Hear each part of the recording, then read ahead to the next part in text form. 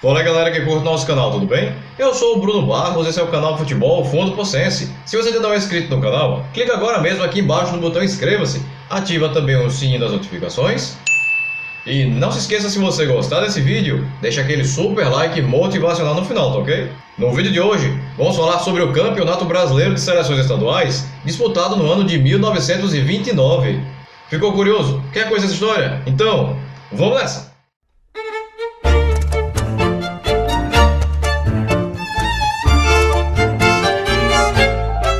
O Campeonato Brasileiro de Seleções Estaduais de 1929 foi disputado entre os dias 20 de outubro e 12 de janeiro do ano seguinte.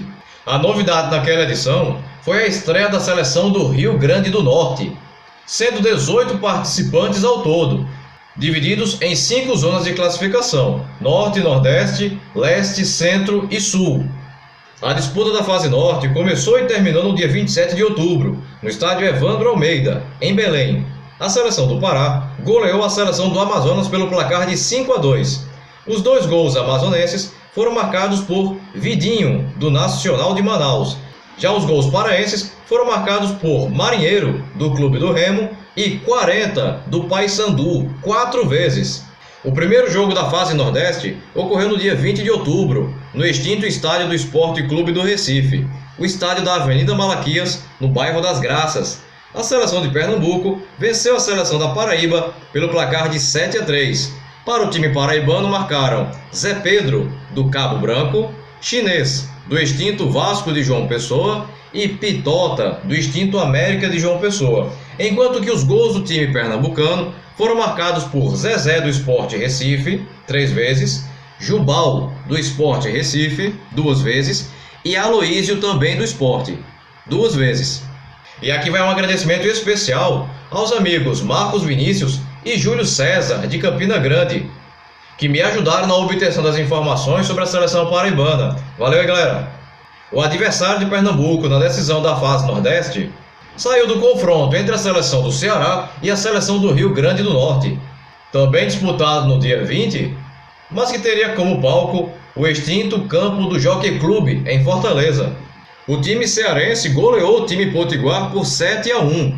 O único gol do Rio Grande do Norte foi um gol contra do atleta Liberato, do extinto Fluminense de Fortaleza.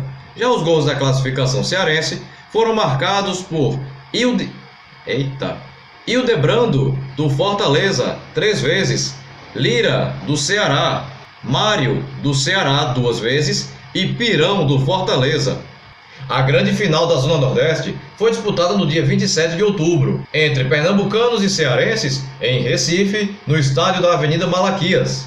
A seleção de Pernambuco venceu a seleção do Ceará por 1-0.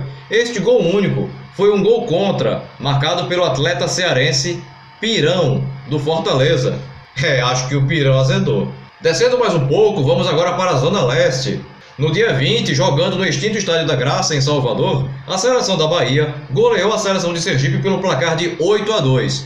Os 2 gols sergipanos foram anotados pelo jogador Zeca, do Clube Esportivo Sergipe. Já os gols da classificação da Bahia foram marcados por Mário Seixas, do Clube Baiano de Tênis, 3 vezes, Paula Santos, Paula, do Botafogo de Salvador, 3 vezes, Baíma, do Clube Baiano de Tênis, e Manteiga, do Botafogo de Salvador. O outro jogo válido pela Zona Leste foi disputado no dia 27, entre as seleções do Espírito Santo e de Alagoas. Esse jogo foi em Vitória?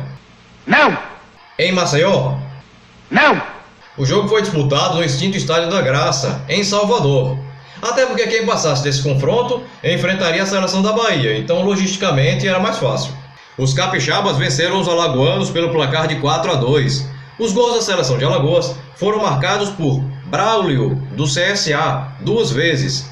Já os gols da seleção do Espírito Santo foram marcados por Otávio, do extinto América de Vitória, 2 vezes. Oto, do Rio Branco, e pelo alagoano Braulio, do CSA, que marcou contra. Bahia e Espírito Santo se enfrentaram no dia 3 de novembro, no Estádio da Graça, em Salvador. Os baianos venceram os capixabas pelo placar de 4-2. Para a seleção do Espírito Santo, marcaram Milton, do extinto América de Vitória, e Neneco, do extinto Comercial de Muqui. Já para o time baiano, anotaram Mário Seixas, do Clube Baiano de Tênis, Paula Santos, do Botafogo de Salvador, Roberto, do Clube Baiano de Tênis e Manteiga, do Botafogo de Salvador. A disputa da fase centro começou no dia 27, com a disputa entre as seleções de Minas Gerais e a seleção do estado do Rio de Janeiro, no extinto estádio da Alameda, em Belo Horizonte. A seleção mineira não foi párea para a seleção fluminense, que venceu pelo placar de 2-1. Gols de Manuelzinho, do Ipiranga de Niterói, e Oscarino, também do Ipiranga. O único gol da seleção Pão de Queijo foi anotado pelo jogador Cunha, do Atlético Mineiro.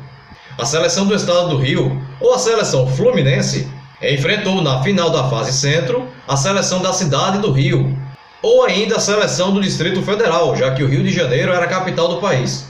O jogo foi disputado no estádio das Laranjeiras e a seleção carioca venceu a seleção fluminense pelo placar de 5-3.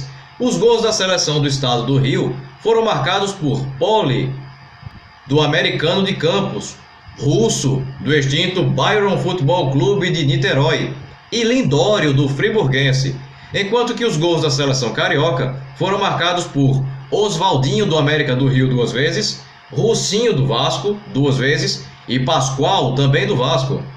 A Zona Sul começou a ser disputada no dia 20, com o confronto entre as seleções do Paraná e de Mato Grosso. Essa partida foi jogada em Curitiba? Não! Em Cuiabá? Não!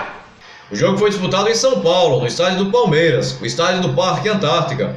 Até porque quem passasse desse confronto enfrentaria a seleção paulista e aí você já sabe. O Paraná venceu Mato Grosso pelo placar de 2-1. O gol da seleção mato-grossense foi anotado por Chito, do Corumbaense de Mato Grosso do Sul. Parece até nome de salgadinho. Lembrando que ainda demoraria muito tempo para os dois estados se separarem.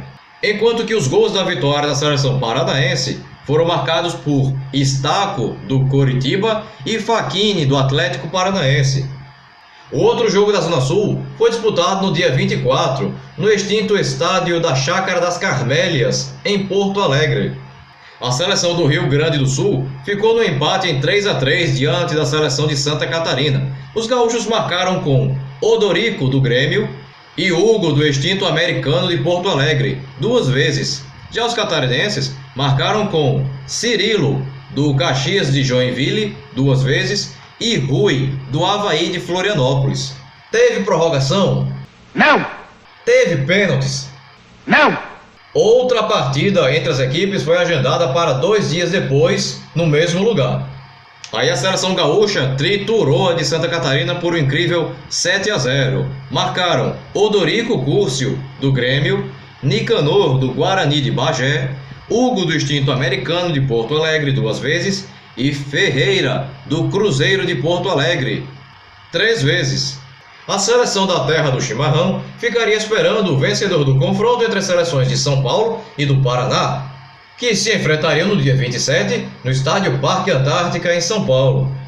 A seleção de São Paulo massacrou a seleção do Paraná por um incrível 10-1. Urbino, do Atlético Paranaense, marcou o único gol do Paraná, enquanto que a seleção de São Paulo marcou com Feitiço, do Santos, 2 vezes, Heitor, do Palestra Itália, 3 vezes, Petronilho, do Sírio, 2 vezes, além de Maria, do Corinthians, Ministrinho, do Palestra, e ainda teve um gol contra do paranaense Pisato, do Coritiba. A final da Zona Sul, entre as seleções de São Paulo e do Rio Grande do Sul, ocorreria no dia 15 de novembro, em São Paulo, no Parque Antártica. A seleção paulista destruiu a seleção gaúcha com um placar de 9-0, 4 gols de Feitiço, do Santos, Petronilho, do Sírio, 3 vezes, Ministrinho, do Palestra e também De Maria, do Corinthians. Chegava então a hora das semifinais.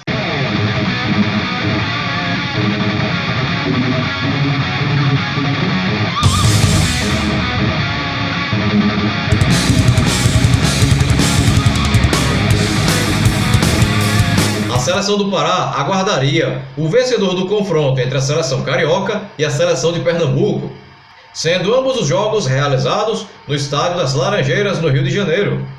No dia 26 de novembro, a seleção da cidade do Rio venceu Pernambuco por um humilhante 7-2.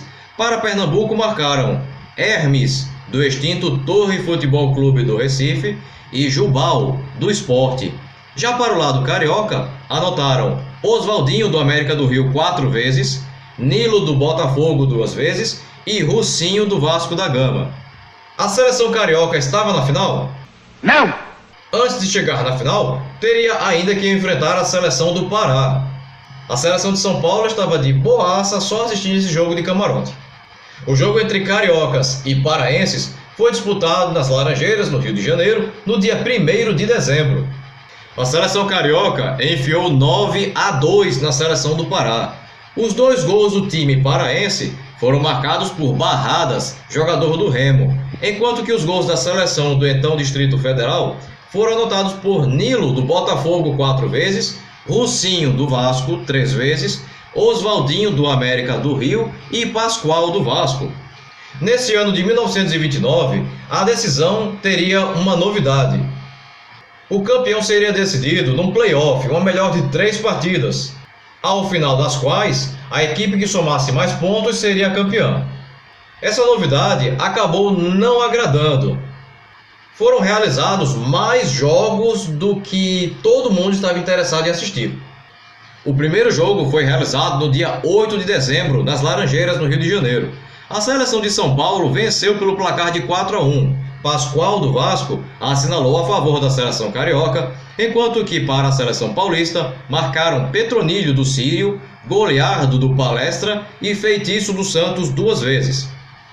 No dia 22, no estádio de Parque Antártica, seria realizado o segundo jogo. A seleção paulista e a seleção carioca ficaram empatadas em 3-3. Para a seleção do Distrito Federal, marcou Russinho, do Vasco da Gama 3 vezes, enquanto que para São Paulo, marcou Petronilho, do Sírio 2 vezes, e ainda teve um gol contra do carioca Tinoco, do Vasco da Gama. Com este resultado, a seleção de São Paulo não garantiria o título, pois no terceiro jogo, a seleção do Rio de Janeiro ainda poderia igualar em número de pontos. Esse terceiro jogo aconteceu em 29 de dezembro de 1929, no estádio do Vasco, o estádio de São Januário. A seleção carioca venceu esse jogo pelo placar de 3-1. Gols de Doca, do São Cristóvão, Russinho, do Vasco e Pascoal, também do Vasco. Gambinha, do Corinthians, descontou para o time paulista. Tanto a seleção do Rio quanto a de São Paulo estavam em totais condições de igualdade, cada um com uma vitória, um empate e uma derrota. Naquele tempo, nem se sonhava em decidir uma partida nos pênaltis. Então, um quarto e decisivo jogo foi marcado para o dia 12 de janeiro, já em 1930. A partida foi jogada no estádio do Corinthians, o Parque São Jorge. Os paulistas venceram os cariocas pelo placar de 4-2 e conquistaram o título de campeão brasileiro de seleções estaduais de 1929. Para a seleção carioca, anotou Russinho, do Vasco 2 vezes. Já para a seleção de São Paulo, marcaram Gambinha, do Corinthians, De Maria, do Corinthians 2 vezes e Heitor, do Palestra Itália. O selecionado paulista foi campeão de 1929 com o time que tinha Atier, do Santos, no gol, Grané, do Corinthians e Del Débio, do Corinthians, na defesa, Pepe, do Palestra Itália, Amilcar, do Palestra e Serafini, também do Palestra, no meio-campo, Ministrinho, do Palestra, Heitor, também do Palestra, Gambinha, do Corinthians, Feitiço, do Santos e De Maria, do Corinthians. Bem, pessoal, a intenção do vídeo de hoje era contarmos a história acerca do Campeonato Brasileiro de Seleções Estaduais de 1929. Se você chegou até aqui e ainda não é inscrito no canal, aproveita a oportunidade para clicar aqui embaixo no botão inscreva-se. Ativa também o sininho das notificações. E se você gostou do vídeo, deixa aquele super like motivacional agora no final, beleza? Bem, pessoal, por hoje é só e até o próximo vídeo. Tchau!